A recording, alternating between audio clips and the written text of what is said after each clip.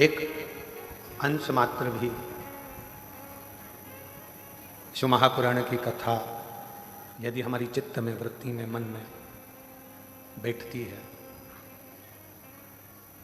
तो स्वयं तुमरुका जी चंचुला देवी से कहते हैं कि इस कथा का जो तत्व है, इस कथा का जो रस तत्व है, वह हमारे जीवन को सार्थक कर देता है।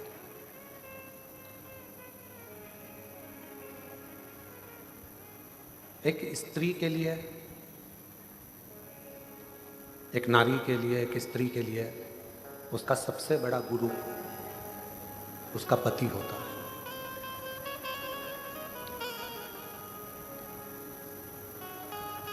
अगर कोई तुमसे पूछे कि एक स्त्री का, एक नारी का सबसे बड़ा गुरु कौन होगा, तो वो उसका पति होगा। क्यों?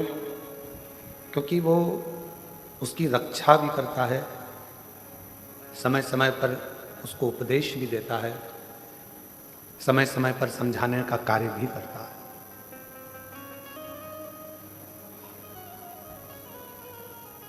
पर यदि कोई गलत व्यसन में डूबा हुआ है, गलत तरीके से व्यवहार कर रहा है, गलत मदिरा का पान कर रहा है, गलत विचारों को रख रहा है, गलत सोच को रख रहा है, गलत विचारों को अपने भीतर रख रहा है, तो फिर वो श्रेष्ठता नहीं है, फिर वो केवल एक पति हो सकता है, फिर वो गुरु नहीं होगा।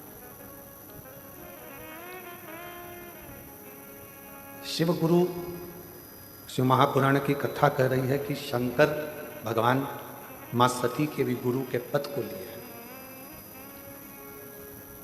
शिव जी ने मां पार्वती जी के भी गुरु पद को लिया है।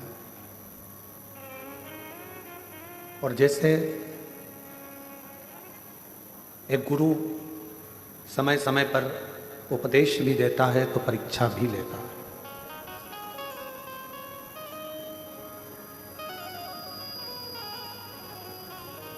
आज की दुनिया गुरु जी का आसन लेने में लगी है, गुरु जी का अनुशासन लेने में नहीं लगी है।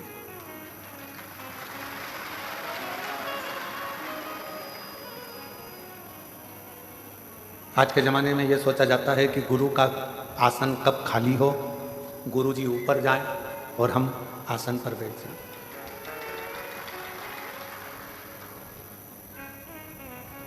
आसन से प्रीति नहीं, अनुशासन से प्रीत होना चाहिए।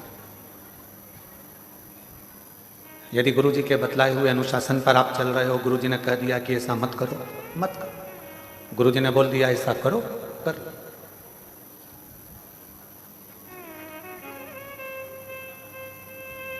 गुरु जी ने मार्ग बता दिया, उस मार्ग पर चलो। गुरु जी ने कोई उपदेश दे दिया, उसको श्रवण करो और उसको अपने जीवन में उतारो। आज चेला गुरु के अनुशासन पर नहीं चलता। आज चेला गुरु जी के अनुशासन पर नहीं है। आज शिष्य गुरु के अनुशासन पर नहीं।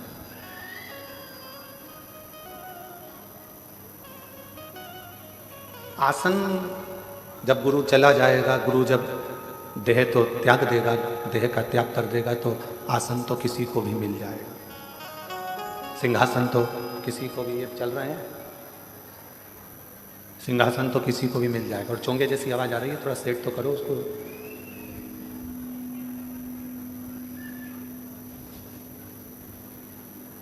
आसन किसी को भी मिल सकता है, किसी को भी प्राप्त हो सकता है, पर गुरु के बतलाए हुए अनुशासन पर, बेस कम करो, गुरु के बतलाए हुए अनुशासन पर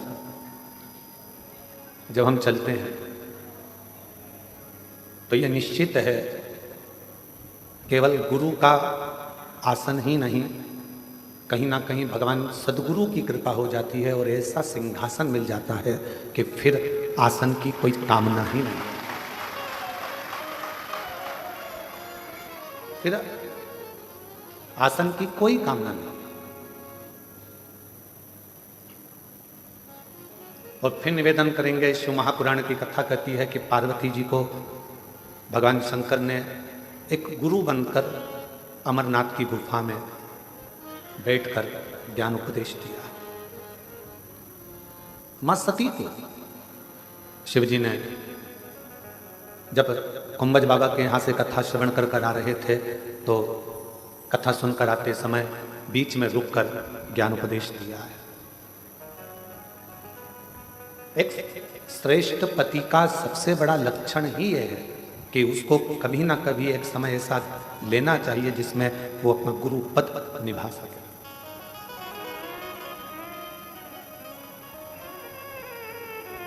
वो अपना गुरु पद निभा सके।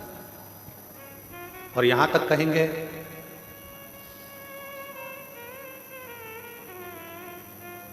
यदि मृत्यु लोक में एक नारी का शरीर मिला है, स्त्री का शरीर मिला है, पीछे के चुंगे होन खोलो भाई, पीछे के, अगर नारी का शरीर मिला है, स्त्री का शरीर मिला है, तो इतना जरूर कहेंगे कि नारी के शरीर में अगर ये शरीर आपको स्त्री का मिला है तो नारी के शरीर में एक घर की सास के, घर के बुजुर्ग के और एक पति के चरण छूना चाहिए। बाकी के जगत में कोई भी हो किसी के नहीं छूना चाहिए। कोई अच्छा विद्वान संत होगा, विद्वान गुरु होगा तो अपने चरण कभी नहीं छूने देगा।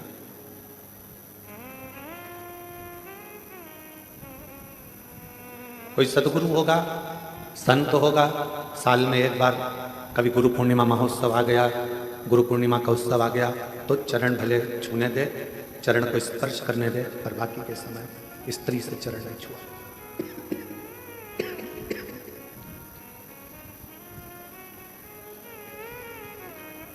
पति को गुरु मानना,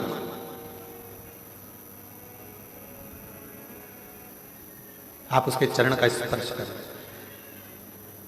शिव गुरु शिव महापुराण की कथा कहती है, हमने पहले भी कथा में कहा, आज फिर कहते हैं, अगर घर में बुजुर्ग माता पिता बीमार पड़े हैं, घर के अंदर कोई बुजुर्ग बीमार पड़ा हुआ है, कोई रोगीला पड़ा हुआ है, किसी को तकलीफ है, कष्ट है, तो शिव जी को एक लोटा पानी ना चढ़ाकर उस बुजुर्ग को एक लोटा जल पिलाने का प्रयास करना, उसको अच्छा करने का प्रयास।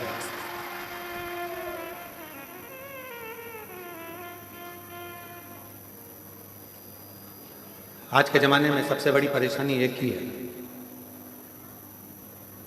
कि लोग जगत के गुरुओं के पास तो जाते हैं पर घर में बैठे हुए माता पिता रूपी गुरु का सम्मान नहीं कर पाते।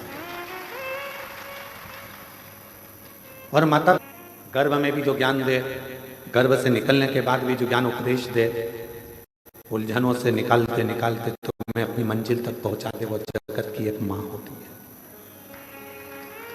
एक माँ, एक पिता उलझनों से निकालता हुआ तुम्हें सतमार्ग पर लेकर चला जाता।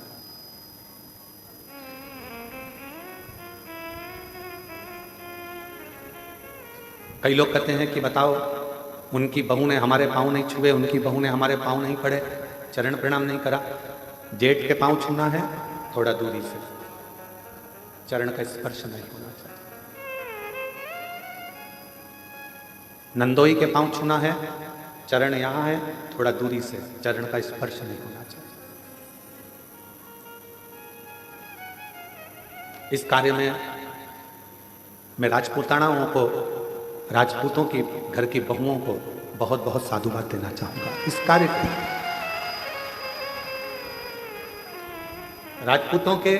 राजपूतानाओं के घर की जो बहुएं होती हैं, राजपूतों के घर की जो बहुएं बेटियां होती हैं, सिर पे पल्लू लेकर अगर किसी के चरण भी छूना है तो अपने पल्लू का एक सिरा लेकर जमीन को रखकर जमीन को ही वो प्रणाम करते हुए उनको नमन कर लेती हैं, खम्मा घनी कर लेती हैं।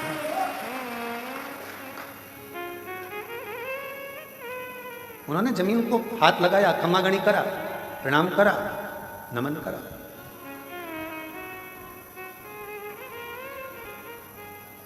ये हमको संस्कार प्राप्त होते हैं। कितना भी विद्वान कोई पुरुष क्यों ना, कोई संत, साधु, सन्यासी, तपस्वी, साधक उपासक कितना भी विद्वान क्यों ना हो, उसको भी प्रणाम करना है तो थोड़ा दूरी से चरण का स्पर्श नहीं होना चाहिए। एक पति, दूसरा परमेश्वर, उसका चरण का स्पर्श तुम कर सकते, चरणों को छुओ, पर किसके?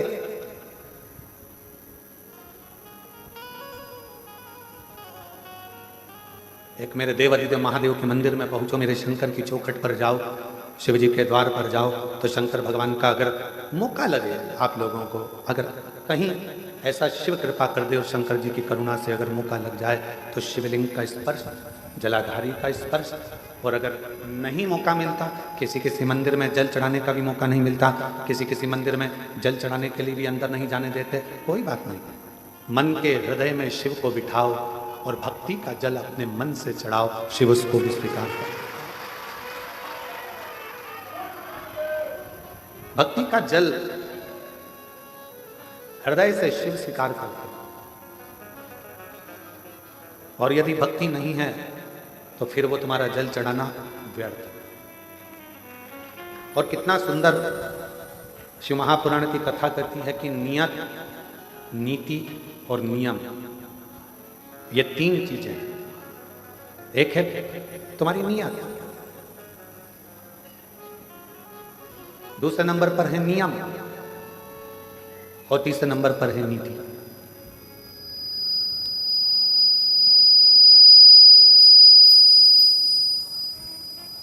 नियत, नीति और नियम अगर तुम्हारा अच्छा है, नियत अच्छी है,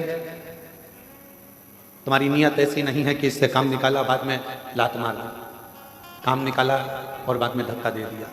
अगर तुम्हारी नियत और तुम्हारी नीति, मतलब नीति से मतलब है कि तुम विचार कर कर बैठे हो कि मैं खुद भी गलत नहीं करूंगा और दूसरे को भी गलत नहीं करने दूंगा, तो ये तुम्हारी नीति श्रेष्ठ है।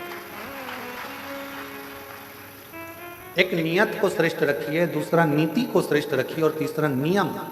अपने जीवन में एक नियम अवश्य, मुझे शंकर जी के मंदिर जाना है, एक लोटा जल चढ़ाना है, भगवान शिव के मंदिर जाना है, शिव की आराधना करना है, शिव की अर्चना करना है, शिव की चाकरी करना है, ये तुम्हारा नियम। भला हो बुरा हो जैसा भी हो, मेरा पति तो मेरा देवता है। तुमने नियम बना लिया कि मैं अपने पति के रोज चरण छूंगी, मैं अपने घर के बुजुर्ग का, घर के बड़ों का रोज चरण छूंगी। कोई एक नियम, पक्षी को दाना देने से लेकर चींटी को थोड़ा सा अन्न का भाग देना, पक्षी को दाना देना, मछली को दाना देना, गौ माता को रोटी देना, कुत्ता की रोटी निकालना, या अपने दरवाजे पर आए हुए अतिथि का सत्कार करना।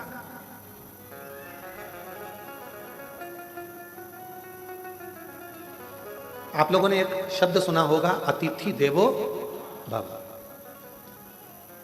क्या कभी आप लोगों ने विचार करा कि हमारे यहां अतिथि को भगवान का दर्जा दिया गया है?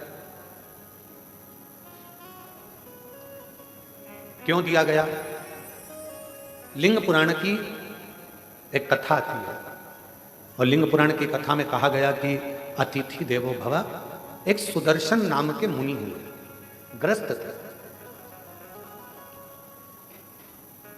और सुदर्शन मुनि ग्रस्त आश्रम में रहने वाले अपनी पत्नी, अपने बच्चों के साथ अपना जीवन आनंद के साथ जीते थे।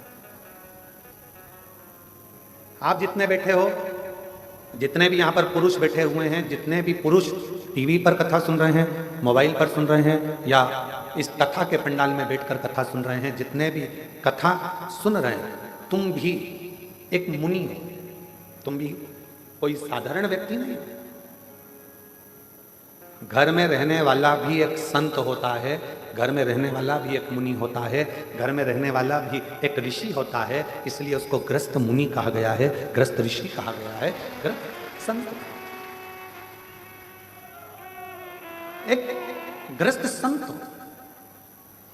ये जितने पुरुष बैठे हैं अपनी अपनी धर्म पत्नियों के साथ में, या अन्य आए हुए बांधव जितने भी बैठे हुए हैं, जितने पुरुषगण बैठे हैं, आप सब संत हो, ग्रस्त संत, ग्रस्त साधु, ग्रस्त सन्यासी, ग्रस्त तपस्वी। बाहर रहने वाला संत जो अपने घर को सब कुछ छोड़ देता है वो नदी के तट पर मंदिर में, एकांत में, कहीं वन में जाकर बैठ जाता है। वो एकांत में बैठ गया और वहां बैठकर उसने अपना तप, साधना, भजन, कीर्तन, स्मरण वहां किया।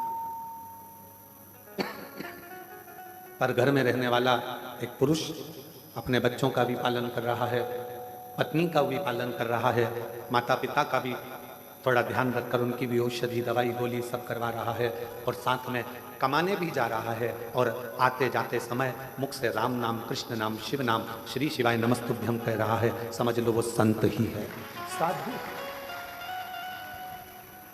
एक सुदर्शन नाम के मुनि ग्रस्त थे।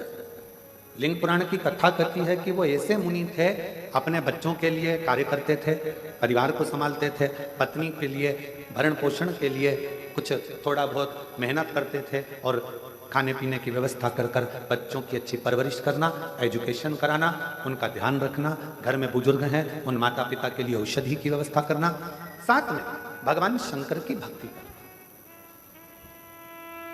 भगवान शिव का स्मरण करना। अब एक दिन सुदर्शन मुनि की धर्म पत्नी ने सुदर्शन मुनि से कहा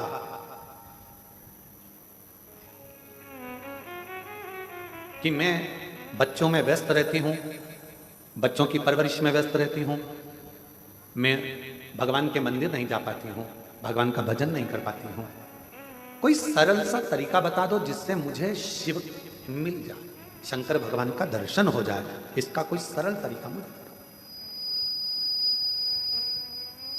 अब तीनों चीजें जुड़ रही है यहां। नियत भी ठीक है सुदर्शन मुनि की पत्नी की, नीति भी ठीक है कि मुझे किसी का बुरा नहीं करना है, मैं सत्मार्ग पर चलूं, और नियम अपने पति से पूछ रही है कोई ऐसा बता दो कि मुझे मेरे शंकर भगवान का दर्शन हो। ऐसा नियम बता।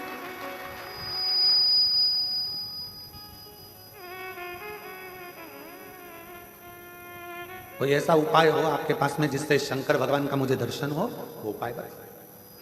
सुदर्शन मुनि ने कहा कि तुझे बच्चों से फुर्सत नहीं मिलती, दिन रात तू व्यस्त रहती है, भोजन बनाती है, माता पिता को खिलाती है, परिवार में रहती है, बच्चों की परवरिश करती है, थक जाती है, तुझे मैं क्या उपाय बताऊं।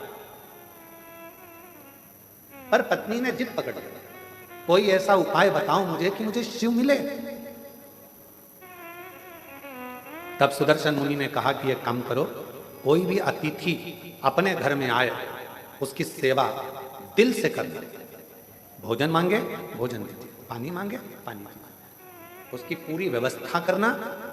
एक ना एक दिन तुम्हें शिव का दर्शन जरूर होगा, शंकर जरूर होगा।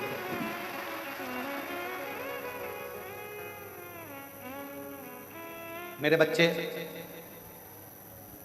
परिवार, बुजुर्ग, पति, ये सब भी तो घर के अंतर्गत हैं। अब इनके लिए तो कहा, अगर घर में अतिथि आया हुआ है, मेहमान आया हुआ है, अतिथि का यदि तुम सत्कार कर रही हो, सम्मान कर रही हो, तो उसमें सब कुछ समाहित, सब कुछ। माता पिता भी उसमें समाहित हैं, बच्चे भी उसमें समाहित हैं, सर्वस्वता उसमें समाहित है। आप सेवा करो, ठीक है। अब सुदर्शन मुनि की पत्नी ने ऐसा नियम बना दिया।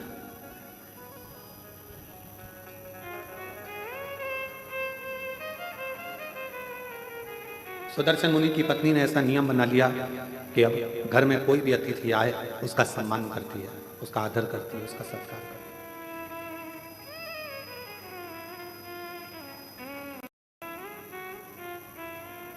और समय निकलता गया, निकलता गया, निकलता गया। आज शंकर भगवान ने, एलईडी बंद है क्या कि आवाज नहीं आ रही है?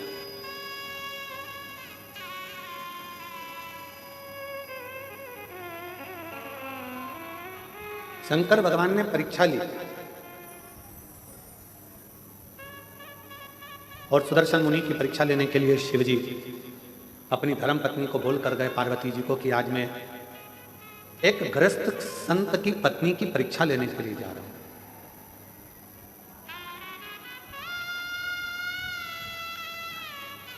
एक जन को भेजिए ना, थोड़ा सा मालूम कर लो। एलईडी है।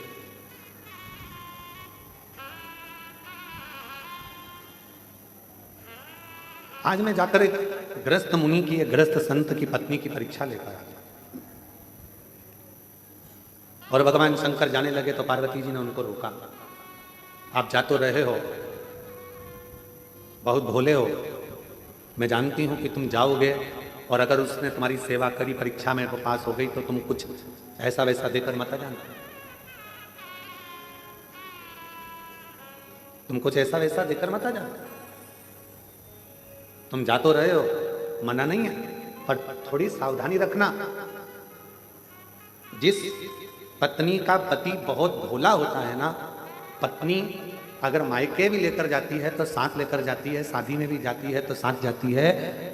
जिस पत्नी का पति बहुत भोला होता है तो पत्नी को उससे भय लगा रहता है कि ये कहीं कुछ बोल ना दे, ये कुछ कहीं दे ना दे, ये कुछ प्रदान ना कर दे, ये कुछ ऐसा ना कर दे। उसके सोचना पड़ता, उसे बहुत सोचना, बहुत।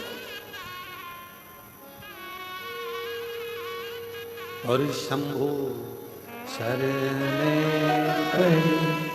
मांगू घड़ी दुख कारो, दया करी न दर्शन हो।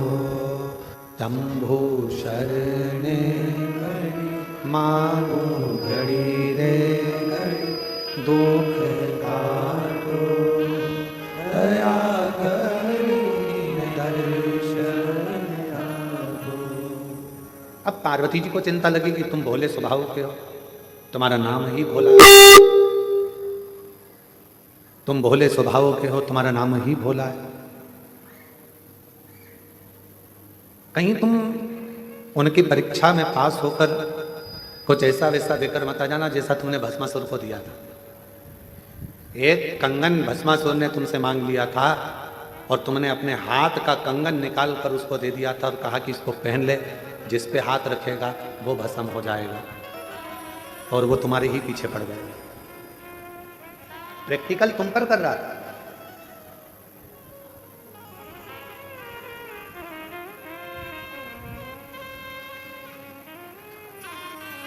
आज के समय में उपदेश देना बहुत सरल है। गूगल पर सर्च करना, यूट्यूब पर निकालना, ढेर सारे मोटिवेशन स्पीच देने वाले मिल जाएंगे, और मालूम पड़ता है कि वो खुद भी डिप्रेशन में पड़े रहते हैं। आज के समय में उपदेश देना सरल है, पर उस उपदेश को अपने ऊपर धारण करना दुनिया का सबसे कठिन काम।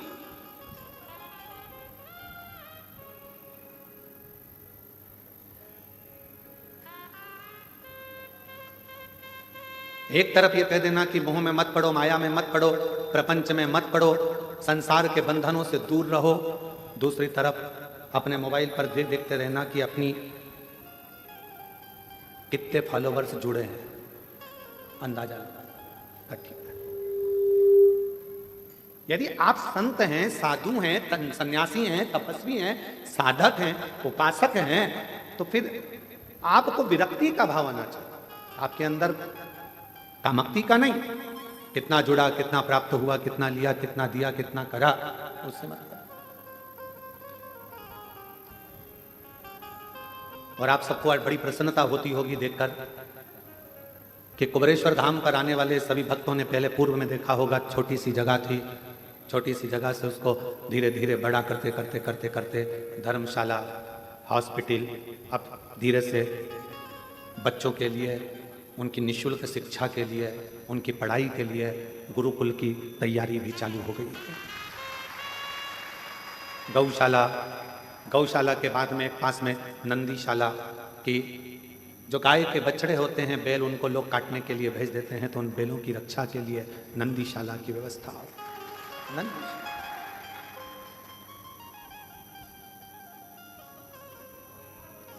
एक हॉस्पिटल की रचना शायद 15-20 दिन के अंदर, उसकी भी शुरुआत आप लोग एलईडीओं के माध्यम से, आस्था चैनल के माध्यम से देख रहे होंगे।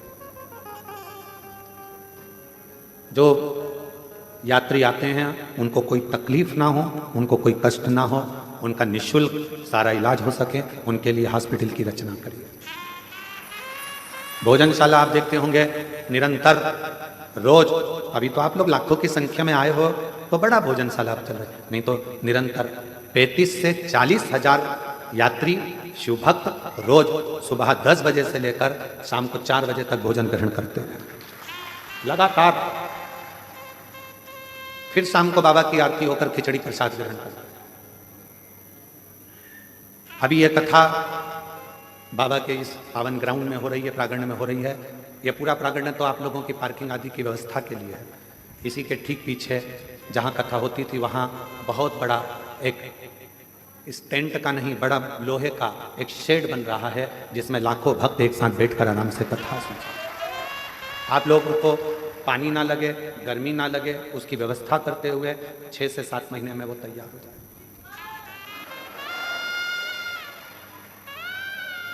होम्योपैथिक औषधि केंद्र, आयुर्वेदिक औषधि केंद्र और सारी व्यवस्था कुबेरेश्वर धाम पर आप लोगों को निःशुल्क मिल सके, उसकी पूरी तैयारी यहाँ करी जाए।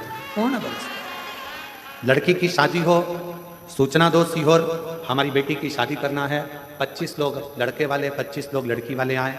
समिति की तरफ से उसके कन्यादान की व्यवस्था, उसके भोजन की व्यवस्था, उनके विवाह की व्यवस्था, उनके स्टेज प्रोग्राम की व्यवस्था, वरमाला की व्यवस्था, सब समिति कर आपको विदा करे। ये व्यवस्था वो भी निःशुल्क। 365 दिन का 365 दिन विवाह, 365 दिन का 365 दिन चिकित्सा, 365 दिन का 365 दिन शिक्षा, 365 दिन से 365 दिन भोजन व्यवस्था और 365 दिन से 365 दिन आपकी सुविधा के लिए निःशुल्क सब व्यवस्था कुबेरेश्वर बाबा के धाम पर होती रहे। ये मूल है। आपको प्रसन्नता हो कि आपका दिया हुआ दान 365 दिन गौ माता की व्यवस्था, 365 दिन नंदी बाबा की व्यवस्था। तुम्हें प्रसन्नता होना चाहिए कि तुम्हारा जो दिया गया दान है वो कहाँ लग रहा है, किस जगह पर लग रहा है, किस स्थान पर लग रहा है। और तो और जो बच्चे पढ़ने में होशियार हैं और फीस जमा नहीं कर पाते तो उनके फीस की व्यवस्था भी विठलेश सेवा समिति पूरे भारत में कर रही है, केवल मध्य प्रदेश नहीं, पूरा भारत। कोई भी प्रदेश होता है, सूचना मिलती है, उसकी व्यवस्था करी। शिव है तेरा तुझको अर्पण, तेरा है तुझे समर्पित। हमारी माता ने तो हमको जन्म दिया था तो हमारे पास में बिछाने के लिए हमारी माँ के पास में गोदड़ी भी नहीं थी। तुलसी के क्यारे के नीचे जन्म हुआ था और तुलसी के क्यारे के नीचे जन्म हुआ था। हमारी माता का हाथ पकड़कर खींचकर हमारी ताई लेकर कक्ष में गई। बिछाने का सामान नहीं था तो जो मुरमुरा होता है, क्या बोलते हैं उसको, परमल, मुरमुरा, पोहे की लाई जो प्रसाद में खाते हो, मुरमुरा, उसका टाट पड़ा हुआ था बोरा जिस पर हमारा जन्म हुआ। उस बोरे पर जन्म हुआ है और मृत्यु के समय पर भी कोई राजसी ठाट नहीं। यही मानव का शरीर ऐसे ही छूट कर चले जाना है, इसलिए आपका आप में ही लगाकर जाना है कि आप लोगों की जिंदगी के साथ श्रेष्ठ।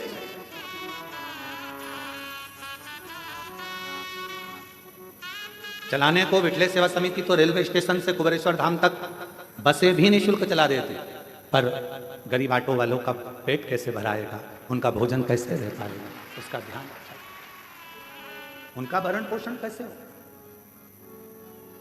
स्टेशन पर ट्रेन आए, जब यहाँ से गाड़ियाँ भेज दी जाए, बसें भेज दिया जाए, चालू हो जाए, परंतु उनका पेट कैसे भरा, 2 रोटी उनको भी मिले, उसका स्मरण रखा। शिव भक्ति को धारण करो, नियत अच्छी रखना, नीति अच्छी रखना और नियम अच्छे रखना। फिर दुनिया चाहे गाली दे, अपशब्द कहे, ताना दे, आड़ा टेढ़ा बोले, उससे मतलब आपकी नीति ठीक है ना, आपका नियत ठीक है ना, आपका नियम ठीक है ना, फिर नहीं सोचे, फिर बिल्कुल विचार नहीं करना अपना। हमारे सीहोर के कई हॉस्पिटल हैं जिसमें वेंटिलेटर तक नहीं है, पर कुबेरेश्वर धाम का जो हॉस्पिटल बना है उसमें ढेरों सारे वेंटिलेटर तक लगाए गए हैं, जिससे किसी को दिक्कत ना, किसी को तकलीफ, किसी को कष्ट ना।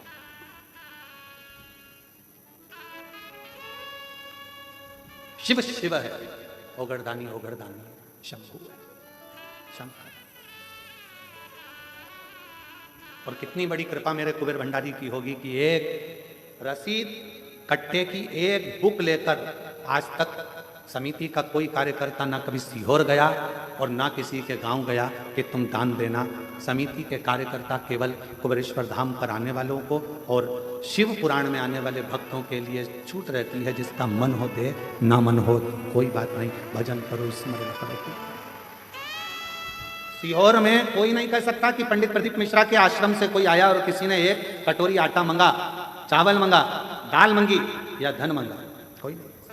हम तो बाबा के भरोसे चलते हैं। जब वो पाठ कर रहे हैं, सुबह 8:30-9 बजे पाठ चल रहा है और हमारे ललित महाराज आकर कहते हैं कि दूध की जगह छाछ डल गया, केन भरकर 100 लीटर छाछ डल चुकी है खीर में, उसमें दूध नहीं था, छाछ थी, अब क्या होगा? तो जब वो छाछ को दूध कर सकता है तो वो दुनिया का सारा भंडार भी भर सकता है। ये हम उसके आश्रित होकर चलते हैं। कल का जब प्रसंग देखा, वहां जाकर जब केवल बाबा का भाव देखा तो आंख से जल बह रहा था कि तू कितनी करुणा करता है, कितनी कृपा करता है। कब तू दूध का छाछ कर देता है, छाछ का दूध कर देता है, पता ही नहीं पड़ता। ये तेरी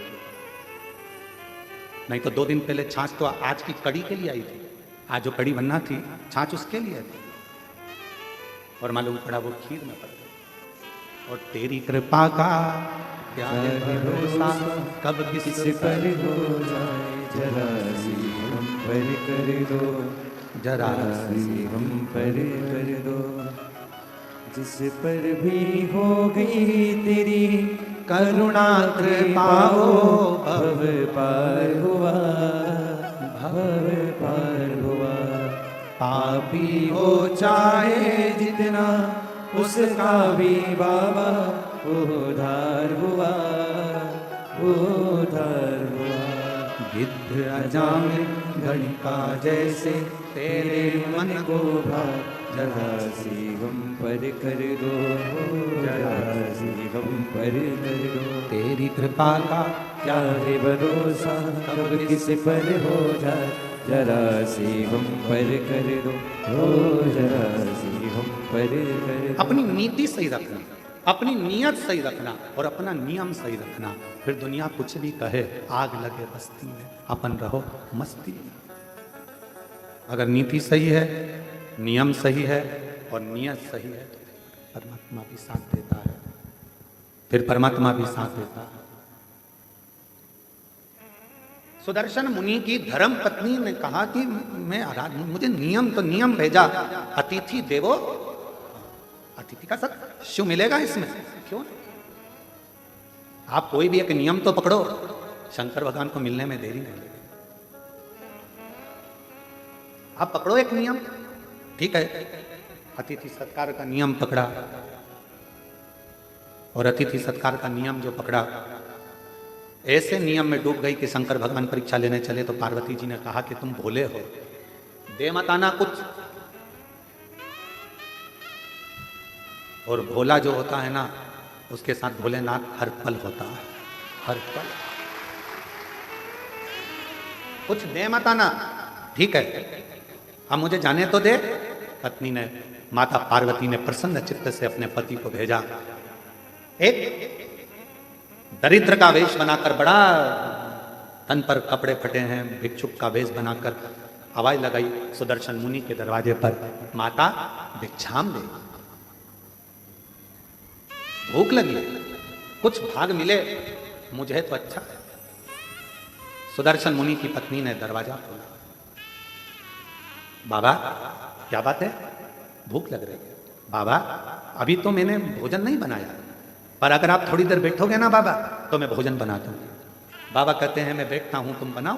बाहर बैठने लगे बाबा, अंदर सुदर्शन मुनि की पत्नी ने उनको अंदर आसन लगाकर बिठा दिया, द्वार बंद करा, अंदर अतिथि भोजन कर, भोजन बना रही है, गुनगुना रही है भगवान के नाम। क्या देखा, भोजन बनकर तैयार हुआ, इसमें एक रोटी बनकर अलग रखा दी गई है। किसकी रोटी है? भाई रोटी अलग रखा। खूब हंसे भोलेनाथ, खूब डट के हंसे। गुस्सा आया थोड़ा सा सुदर्शन मुनि की पत्नी को कि हमारे घर भोजन करने आए और तुम हंस रहे, क्यों? सुदर्शन मुनि के दरवाजे पर बैठे हुए अतिथि के रूप में भोलेनाथ ने कहा कि धन्य है देवी, आप धन्य हैं। माँ, आपने जो रोटी मेरे लिए बनाई उसकी साइज इतनी बड़ी है, और जो गाय के लिए रोटी बनाई वो इतनी सी। होना तो ये चाहिए, मैं 2 पांव से चलता हूं, गाय 4 पांव से चलती है। मेरा शरीर छोटा है, गाय का शरीर बड़ा है, तो मेरी रोटी से बड़ी तो गाय की रोटी होना चाहिए। और संसार के लोगों ने अपनी रोटी से छोटी रोटी गाय की कर दी है। बोलो, ये गलती केवल सुदर्शन मुनि की पत्नी से नहीं, अपने घर में भी होती है।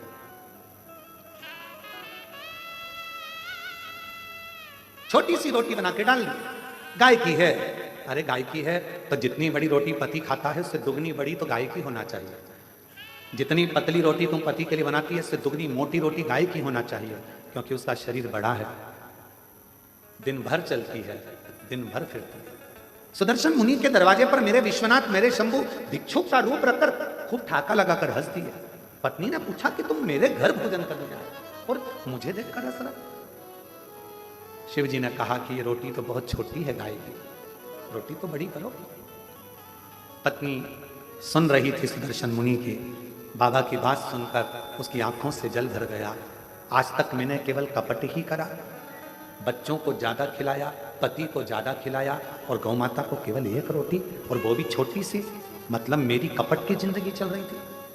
आज से हे अतिथि, तुम मेरे दरवाजे पर गुरु बनकर आए हो और तुमने मुझे उपदेश दिया है, उपदेश दिया है। आज से मैं कभी कपट नहीं करूंगी। जैसा मेरा पति पावे वैसा अतिथि पावे, जैसे बच्चे पावे वैसे परमात्मा पावे, जैसे मेरे घर के पावे वैसे गौ माता पावे। एक उपदेश मेरे शंकर भगवान ने दिया, इसलिए प्रथम गुरु है शिव, आदि गुरु है शिव, आदि योगी है शिव। उपदेश दिया। अब दूसरा उपदेश का समय था। भोजन की थाली लगकर तैयार हुई अतिथि के लिए। इतनी देर में दरवाजे पर पति आ गया। दरवाजा की कुंडी बजाई। सुदर्शन मुनि, द्वार खोलो, दरवाजा खोलो।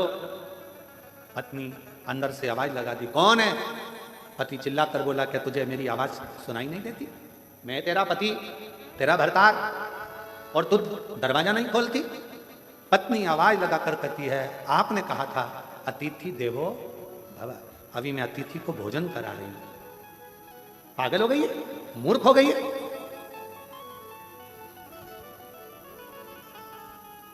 ना जाने किसको घर के अंदर बिठा कर रखा है, कोई चोरी कर कर चले जाएगा, बाहर निकाल उसको, दरवाजा खोल।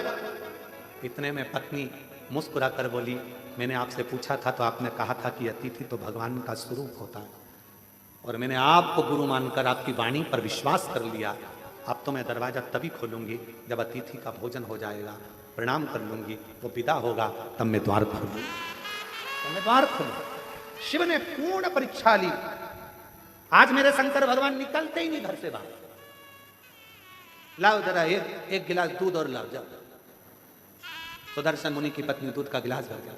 अब बोले, बाबा मेरे झोले में जो कपड़े रखे हैं वो सारे चल चल के गंदे हो गए हैं, माँ धो दोगी? माँ कपड़े धो रही, 1 घंटा कपड़े धोने में हो। अब बाबा बोले कि मेरे को पानी पीना है, पानी दे। फिर थोड़ी देर बाद बोले, खाना ज्यादा हो गया, मेरा मन कर रहा है 1-2 घंटा आराम कर लूं। बाबा सो गया। फिर थोड़ी देर बाद बोले, अब मेरा मन हो रहा है जाने का। इसको तो खुशी नहीं हुई, पर दरवाजे के बाहर जो बैठा था सुदर्शन मुनि, उसको प्रसन्नता हुई, अब दरवाजा खुलेगा। जिस गुरु ने उपदेश दिया था वही डिप्रेशन में पड़ा था, टेंशन। अब द्वार खुलेगा। तैयार हो गए, झोली टांग ली, सब कुछ हो गया, चलने की तैयारी थी। इतने में सुदर्शन मुनि की पत्नी से बाबा बोले, मेरे कपड़े लेकर आ जाओ। कपड़े लेकर आई तो सुदर्शन मुनि के पत्नी ने कपड़े दिए। जो कपड़े दिए तो बाबा बोले, अभी तो ये गीले हैं, जब तक सूखेंगे नहीं तब तक जाऊंगा। अब अभी गीले हैं, अभी नहीं जाऊंगा। लिंग पुराण की यह कथा है, बड़े प्रेम से अगर आप पढ़ेंगे तो 122 नंबर के अध्याय पर इसको प्राप्त करेंगे। बड़ा सुंदर चल। अब कपड़े सूखेंगे नहीं तब तक जाऊंगा नहीं। बैठ गए। अब वो बाहर बैठा पति फिर बैठ गया बेचारा। संध्या होने लगी, शाम का समय होने लगा। सुदर्शन मुनि की पत्नी से बाबा बोले, देख के आओ कपड़े सूखे? हाँ बाबा सूख गए, ले आओ। लाए, झोले में भरे, जाने लगे। अब कहने लगे, माँ मन कर रहा है अब रात को कहाँ जाऊंगा, रात को कहाँ जाऊंगा? ये गांव तो मेरा परिचित भी नहीं है, जिस गांव के अंदर मैं जाऊं कोई मेरा पहचान वाला भी नहीं है, मैं कहाँ जाऊंगा? सुदर्शन मुनि की पत्नी ने कहा, जो आपकी आज्ञा हो, जैसा आपका मन करे वैसा आप करें। तो कहा, मैं पर पुरुष तुम पर नारी, एक कक्ष में रहना उत्तम नहीं है। मेरा मन है या तुम मैं बाहर चले जाऊं या तुम चली जाओ। तो कहा, बाबा आप अतिथि हो, आप घर के अंदर रहो, मैं घर के बाहर चली जाती हूँ, मैं घर के बाहर चली जाती हूँ। सुदर्शन मुनि की पत्नी घर के बाहर चली गई। सुदर्शन मुनि अपनी पत्नी से कहे, तूने द्वार नहीं खोला? खोला तो था अभी हाल, तो वो अतिथि कहाँ है? का वो तो अंदर है, तू बाहर? हाँ। उसी ने कहा, रात्रि का समय है, पर नारी पर पुरुष एक जगह पर ठीक नहीं, भले तुम माँ हो पर स्थान बदला जाए, मुझे बाहर कर दिया, चलो अपन बाहर सो जाते हैं। पत्नी ने अपना बिछौना बिछाया, चैन की नींद सो रही, पर पति जिसने ज्ञान दिया था, अतिथि देवो भव, वो टेंशन में रात भर दरवाजे पर ही सोया, कुछ ले नहीं जाए, कुछ ले नहीं जाए।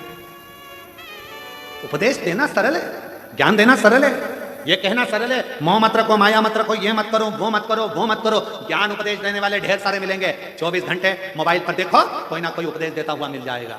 ये मत कर लेना, एकादशी पर ये दोष मत कर लेना, प्रदोष के दिन ये गलती मत कर लेना, शिवरात्रि पे ये गलती मत कर लेना, सावन का महीना चालू हो रहा है, शंकर जी को ये मत चढ़ा देना, शंकर जी को वो मत चढ़ा देना, शंकर जी की पूजन ऐसे कर लेना, वैसे कर लेना। लोग डराएंगे, धमकाएंगे, सावन भी तुम्हारा है, शिव भी तुम्हारा है, तुम्हारे दिल में आए वैसी पूजन करना छूट है।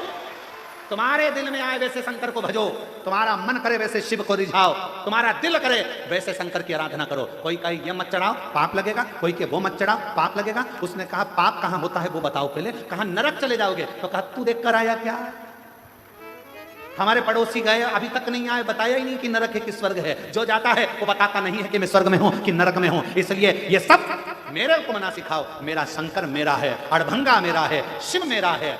जल चढ़ाऊंगी तो भी मुझे स्वीकारेगा, नहीं चढ़ाऊंगी तो भी स्वीकारेगा, क्योंकि मेरा बाप है, शंकर है, शिव है, उसमें भ्रम नहीं, मुझे भ्रमता नहीं। मैं आडंबर में पड़ने वाली नहीं। कोई ने कहा ये मत चढ़ाओ, कोई ने कहा वो मत चढ़ाओ, कोई ने कहा ऐसा मत करो, कोई ने कह दिया वैसा मत करो, कोई ने कहा ये कर देना तो ऐसा हो जाएगा, कोई ने कहा वैसा कर देना तो वैसा हो जाएगा। अरे हम तो बाबा के भरोसे चलते हैं, हम तो बाबा के भरोसे चलते हैं। आडंबर से भी उपदेश देना सरल है, कहना सरल है, ऐसा मत करो, ऐसा मत करो, कठिन है, बहुत कठिन। पति उपदेश दे दिया, अतिथि देवो भव, दरवाजे पर सो रहा है। सुदर्शन मुनि दरवाजे पर सो रहे हैं, कुछ लेकर ना चले जा। दूसरे दिन सुबह धर्म पत्नी के नेत्र खुले, पति के चरणों को प्रणाम करा, दरवाजा बजाया, अतिथि देवो महादेवो, अतिथि देवो महादेवो, दरवाजा बजाया। शंकर भगवान जो रूप में थे, दरवाजा खोला, खोलकर जो पत्नी ने दर्शन किया, ये कोई दरिद्र भिक्षुक नहीं है, ये तो मेरा देव अधिदेव महादेव है।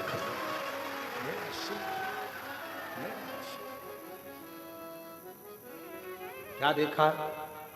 अंदर झांक कर पत्नी ने देखा, पूरा दरवाजा सोने से लदा हुआ था।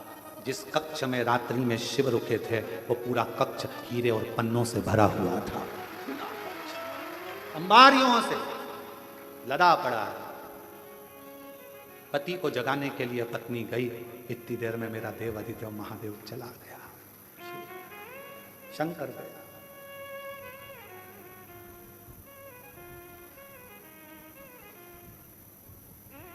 पत्नी ने पति के चरण पकड़ लिए।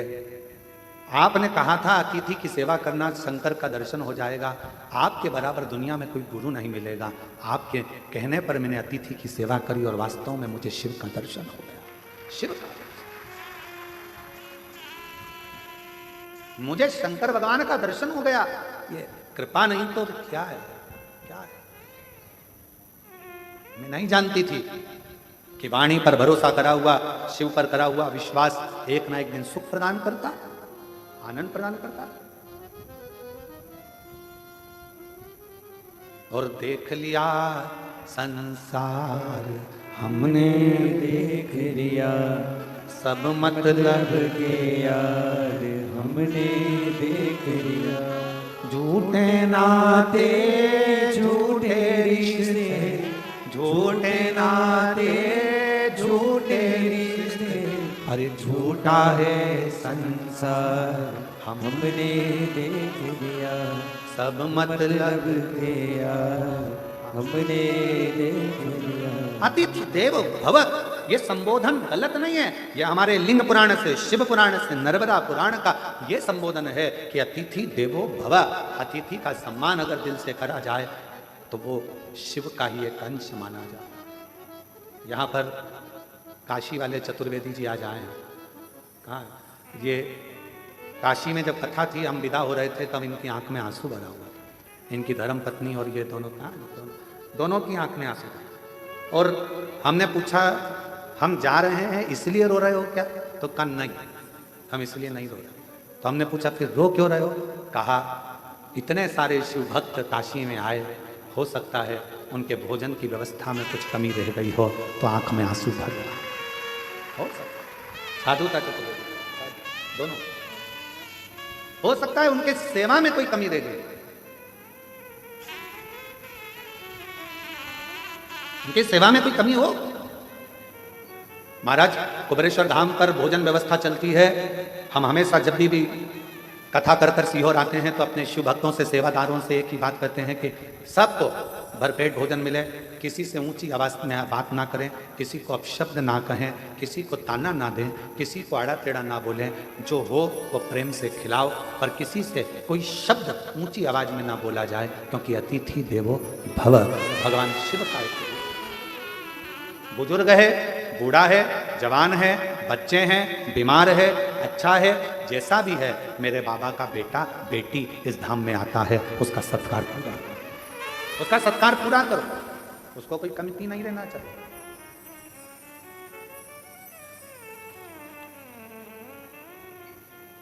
उसको कोई कमती नहीं रहना चाहिए। ये आपके लिए नहीं आए हैं, ये मेरे देव अधिदेव महादेव के लिए आए हैं, मेरे शंकर के लिए। और जिसके लिए आए हैं उनके प्रति तुम्हारा कर्तव्य बनता है कि आप उनको भरपेट भोजन करें। और आपका भी कर्तव्य है, जितने शिव भक्त कुबेरेश्वर धाम पर आते हैं उनसे भी हमारा निवेदन है कि आपका भी एक कर्तव्य है, एक गंदगी मत होने देना। दूसरा, यहाँ आने के बाद में ऊंची आवाज में बात ना करते हुए प्रेम से बोलने का प्रयास करना। तीसरा, भोजन करो तो झूठा मत छोड़ना। चौथा, अपनी थाली अपनी प्लेट स्वयं मांजो, साफ करो और बाबा के भरोसे शिव नाम का जाप करो। यह अपना करो। नियत, नीति और नियम, ये तीन हमारे जीवन में श्रेष्ठता प्रदान करते हैं। अगर आपकी नियत सही है तो आपको दुनिया में कोई पीछे नहीं हटा सकता, आप बढ़ते चले जाओ। आपका नीति सही है, आप जगत कल्याण की बात करते हो, जगत उद्धार की बात करते हो, उसमें कोई आपका कोई विशेष आपके लिए कोई आवक का स्रोत ना सोचा जाए। आप तो केवल नीति के अनुसार कार्य करिए, नियत से, अच्छी नियत से कार्य करिए और नियम से काम करो। जिंदगी की सफलता आपके पास होगी, आपके पास। अच्छा एक बात बताओ, बहुत लंबा रास्ता है, बहुत लंबा रास्ता है, बहुत ऊंचा रास्ता है, बहुत लंबा रास्ता है। इस रास्ते को काटना है तो सबसे ज्यादा जरूरी चीज क्या है? सबसे ज्यादा जरूरी चीज क्या है? रास्ते को काटना है। रास्ता लंबा है, मंजिल दूर है, ऊंचाइयां बहुत है, तो इस रास्ते को काटने के लिए सबसे जरूरी चीज क्या है?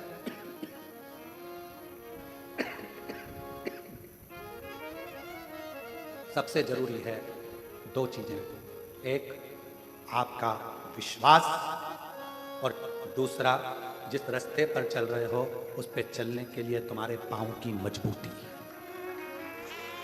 विश्वास, मजबूती। रास्ता कितना भी लंबा हो, पांव मजबूत हैं तो कितनी भी लंबी रास्ता हो वो तुम्हारे कदमों में होगा और तुम मंजिल तक पहुंच कर। कितना भी लंबा रास्ता, कितनी भी लंबी मंजिल, बहुत दूर क्यों ना है, मंजिल रास्ता कदमों में होता है अगर विश्वास प्रबल होता है, भरोसा प्रबल होता है। मेरे भगवान शंकर माता सती के भी गुरु हैं और मेरे भगवान शंकर माता पार्वती के भी गुरु हैं। अब गुरु का एक बहुत बड़ा फर्ज है।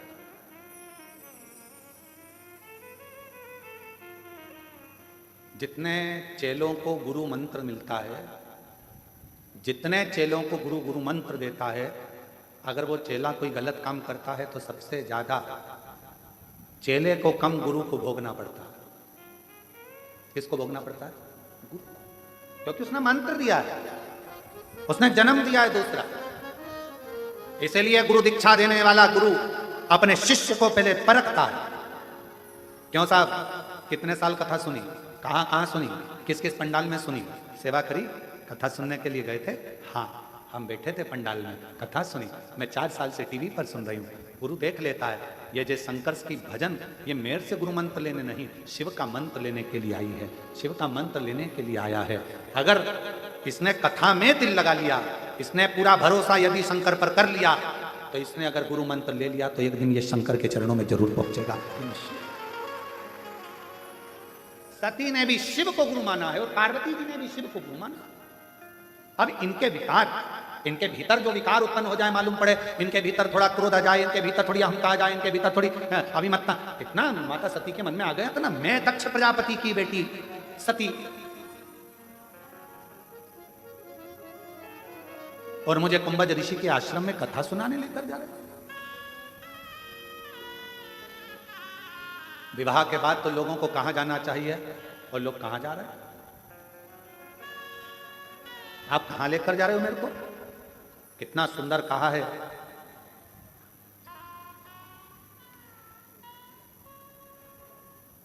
विवाह करने के बाद भी अगर तुम्हारी बुद्धि में ये बैठ जाए कि हमें गुरु के दरवाजे जाना है, कुबेरेश्वर धाम जाना है, भगवान के मंदिर जाना है, उसके बाद फिर कहीं जाने की सोचेंगे, तो समझ लेना कि तुम्हारे बहू और बेटा दोनों सार्थक हैं। साधु का एक स्वभाव,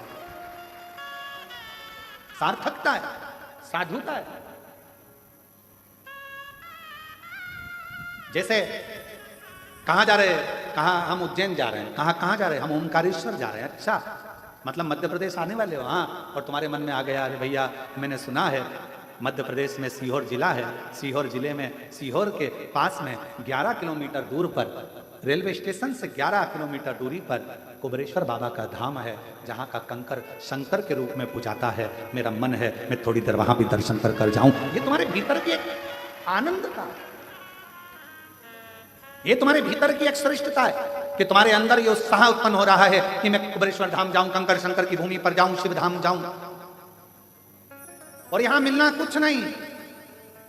आप सोचो कि कई लोग कहते हैं हम वृंदावन जा रहे हैं, वृंदावन में बिहारी जी के भी दर्शन होंगे, रंगनाथ जी के भी दर्शन होंगे, यहाँ भी होंगे, वहां भी होंगे, बाबा का गोवर्धनाथ जी बाबा की परिक्रमा भी होगी, यमुना जी का स्नान भी होगा। कोई कहे हम अवध जा रहे हैं, वहां पर मां सरयू जी का दर्शन होगा, स्नान होगा, पूजन होगा, राम जी का दर्शन होगा, कनक बिहारी जी का दर्शन होगा, ये होगा। कोई कहे हम काशी जा रहे हैं, वहां पर विश्वनाथ जी का दर्शन होगा, काल भैरव का दर्शन होगा, महामृत्युंजय भगवान का दर्शन होगा, नर्मदेश्वर भगवान का दर्शन होगा, ओंकार बाबा का दर्शन होगा। सबके मन में भाव, पर अलग से अगर आपके मन में यह भाव उत्पन्न हो रहा है कि हमें कुबेरेश्वर धाम जाना है, तो वहां आसपास में कुछ भी नहीं मिलेगा, मिलेगा तो केवल रोड से भी दूर ये बस्तियां जो तुम आप देखते हो ना, होटलें बनी हैं, दुकानें बनी है, या दुकानें, या कुछ भी नहीं था, कुछ भी नहीं। और पूछना ये गांव के लोगों से, यहाँ के गांव के आसपास के लोगों से, कुछ भी नहीं था।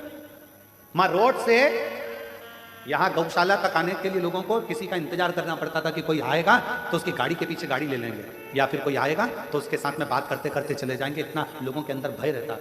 जंगल, खेत, खलियान पूरा खाली, केवल एक जिस स्थान पर बड़ा शिवलिंग बना हुआ है, वहीं पर एक छोटा सा बाबा का स्थान, और बाबा की अविरल भक्ति, कुछ भी। जिस नाव वाली बिल्डिंग में राम जी बैठे हुए हैं, उसी के नीचे छोटा सा टीन का एक छपरा, जिसमें हम, आप पूछना गांव के लोगों से, वहीं पर पूड़ी बनाते, वहीं पर रोटी बनाते। कोई गांव का व्यक्ति या कोई व्यक्ति वहां से भूखा प्यासा निकलता तो उसको मालूम पड़ता कि यहाँ कुछ मिल जाएगा, बैठता, उसको रोटी बनाकर, टिक्कड़ बनाकर अपना शिव नाम जपना, गायत्री का अनुष्ठान करना, श्री शिवाय नमस्तुभ्यम जपना, और उसको खिला देना, पवा देना, और उसका चलेगा। क्या था? कुछ नहीं। आज पूरा शहर बस गया, पूरा शहर क्या, केवल शिव, केवल शिव। छोटा सा शिव जी का स्थान, उसके सिवाय कुछ नहीं, बस शंकर शंकर, उसका भजन, उसकी भक्ति और उसका नाम।